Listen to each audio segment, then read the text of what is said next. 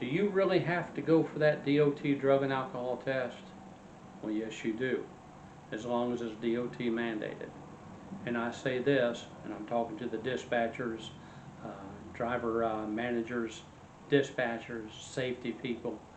Don't send somebody for a drug test and say it's because the DOT mandates it, unless they really did. If you're going to send somebody for a non-DOT test, just send them for a non-DOT test. And it's on a different set of paperwork, different sets of rules.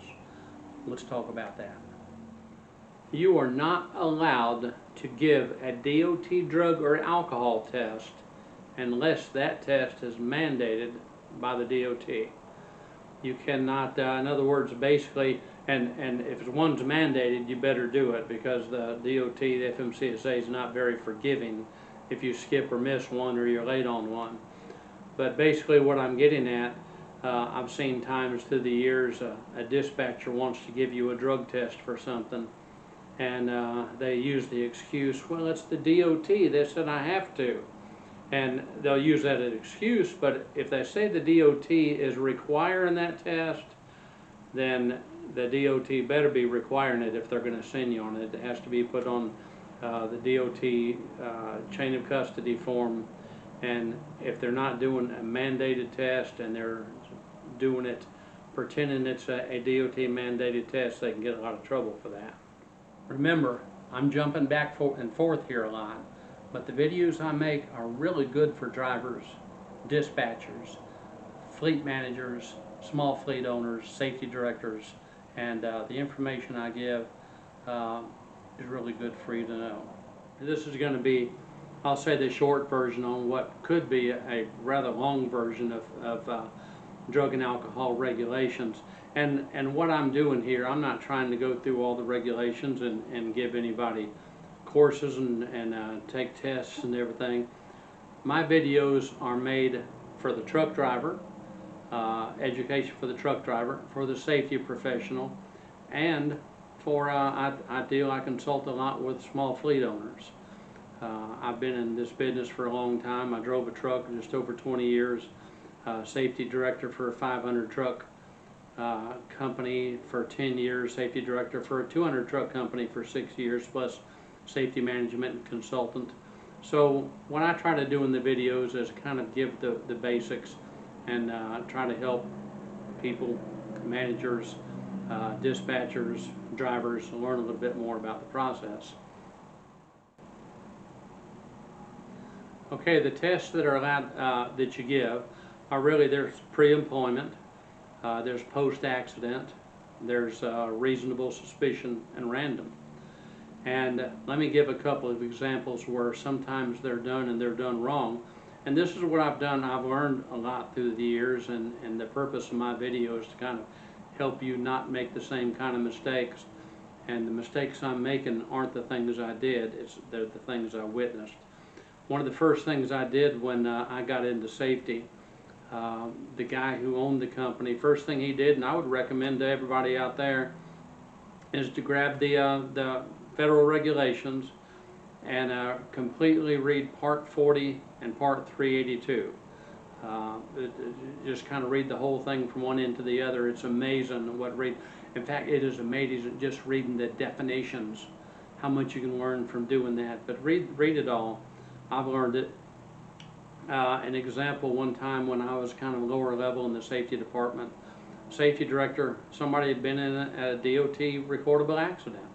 You know, somebody had been transported from the scene, or there's been an injury, but he had not been given a citation. And I was curious. I asked the safety director, I said, well, how come you're sending him to get a DOT drug test and he wasn't cited? Safety director says, well, you know, they've got 48 hours to write him a citation, but that's not how it works. You don't send them, it's not mandated, and you can't do it unless they get that citation. So he really did it wrong. So I know another place I'm very familiar with, and I really think it costs them a lot of time more than anything, because a truck driver, you know, it seems to me like all the clinics close at 5 p.m. or that's the way it seems when you need to get it done. they close at 5 p.m. and everybody has an accident at 4 p.m. So now you have a short period of time to get all the information you need. Get them to the clinic to get all this done. And the one place I'm very familiar with, they wouldn't, once a driver had an accident and he said he was cited, they would not send them to the collection place until they actually saw a photo. And I told the driver, take a picture of that citation and send it to me. And sometimes there was a lot of delay there, and the clock was ticking, and these collection sites were about to close. And you know, I understand the concept, like I said earlier before. If it's not DOT mandated, then you're not supposed to give them that test.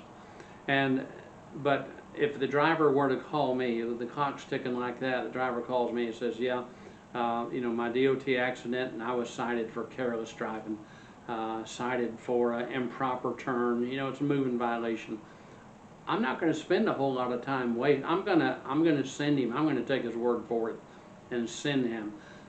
Because the DOT, if I send him, you know, honestly believe that I was supposed to do it and the clock was ticking and I had it done and it turned out being a warning or something where it was not mandated, I think the DOT is going to treat me a whole lot better than if I did not get him tested in time. By the way, talking about the warning, be careful if a driver tells you, oh yeah, I got a citation, but it was a warning.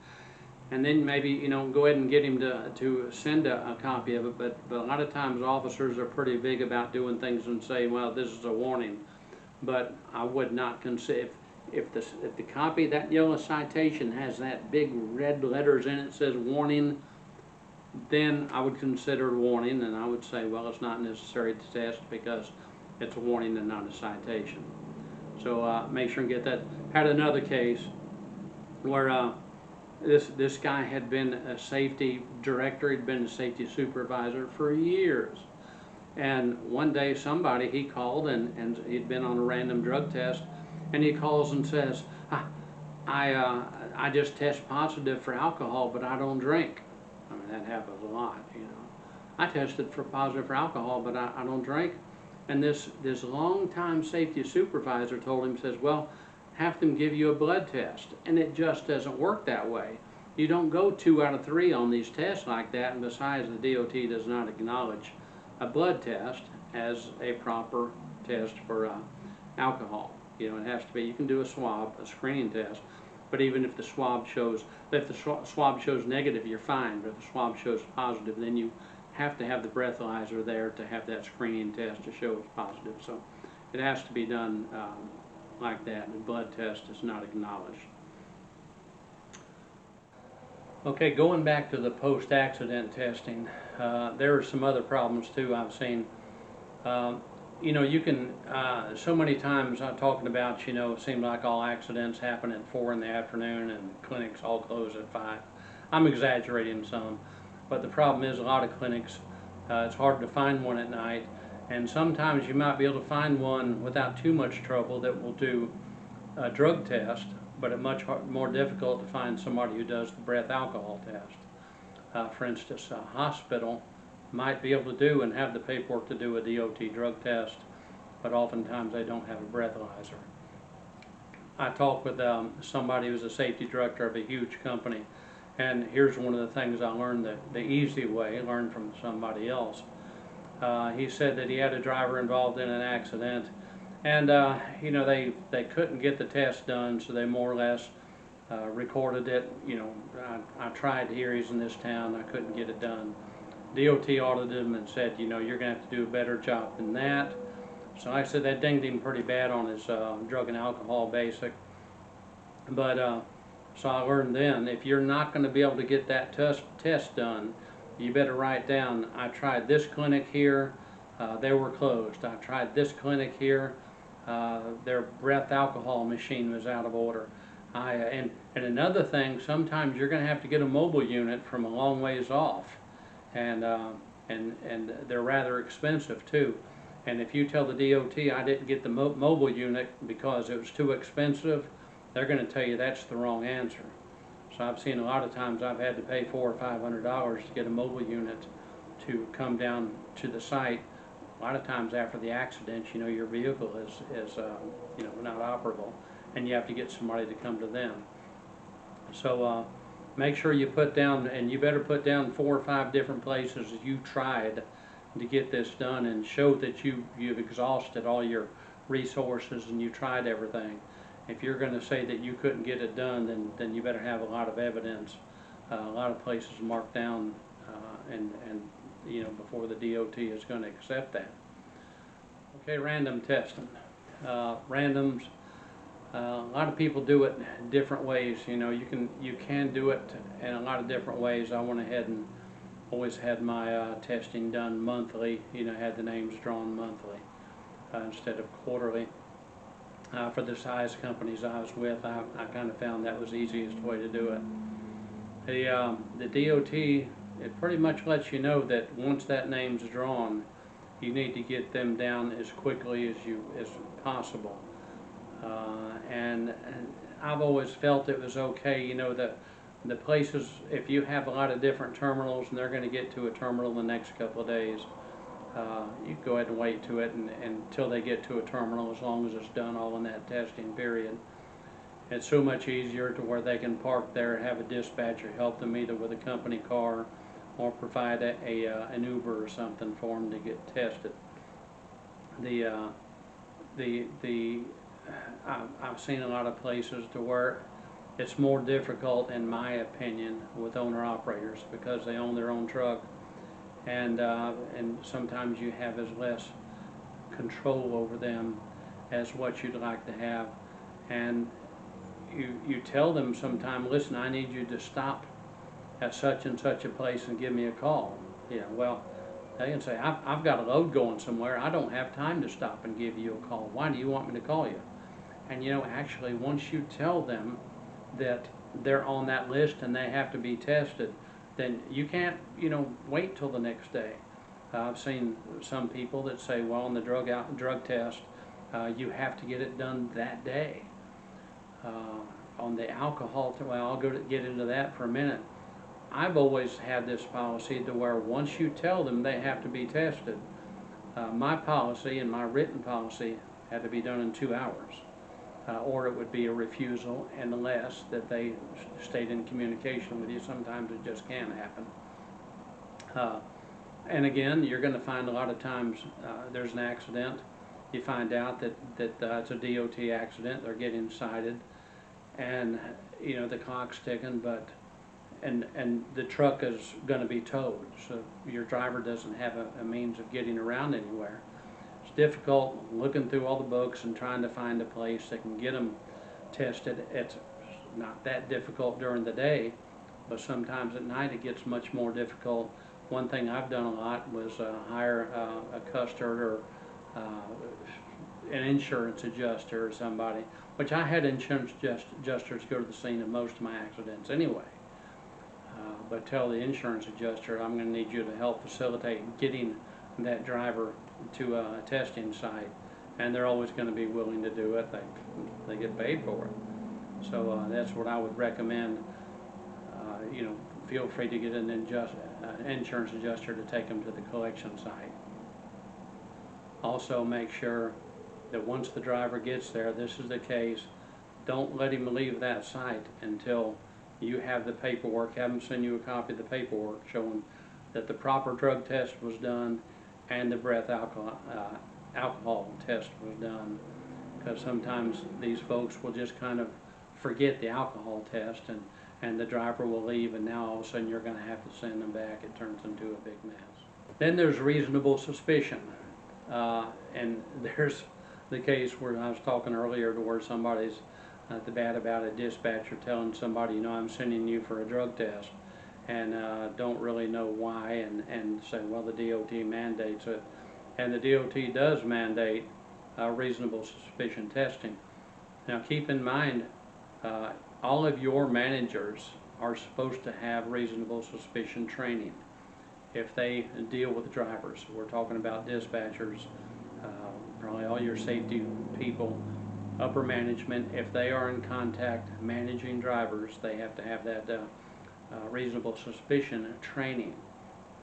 Now your people that are back there in payroll, and they're in the back office or something, HR, they don't have to have it. You can always give them that training if you want to, and if they have a reason, if it all checks all the boxes, they can send them for the test. So reasonable suspicion, if you're going to send somebody for it, you really need to show that you were trained. You have to have that training, and you can't just, you have to have, I think they call it articulatable cause, or showing that something happened. You can't just say, well, you know, that the guy just looked doped up to me. You have to come up with something better than that. You have to have it written down on a form. I don't think there's an official form. You can find them around somewhere, find them on the internet, something that's close enough to an official form, and to where you can show, well, wait a minute, this guy, he's normally real cool, calm, and collective, but we called him in today and said something about him being late, and he started crying. You know, this isn't like him. This is, you know, I'm thinking that he must be under the influence of something. But that is something you can use. You can also use, you know, the guy's always been reliable, everything's good, he's always on time, and then all of a sudden now, over the last 2 weeks, he keeps coming in late. He keeps delivering his loads late. You know, something that actually shows to where, wait a minute, there is something wrong with them.